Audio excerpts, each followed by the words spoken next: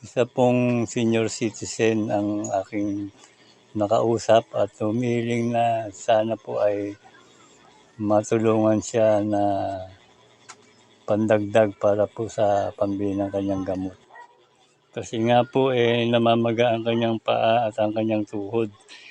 Halos isang taon na po siyang hindi nakakapaglaot, isa po siyang mangingisda.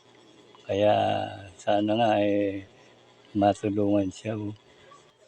Umiinom po siya ng gamot araw-araw pero sa ngayon po ay medyo kapos na po yung kanyang pambili. Sana po ay matulungan daw siya para sa kanyang pambili ng gamot.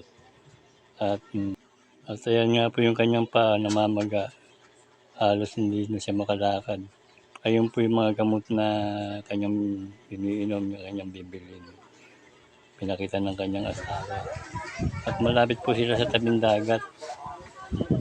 Nakakaawa naman po siya. Senior citizen na. Dati po siyang mangingisda Sa ngayon hindi na nga siya makapaglaot.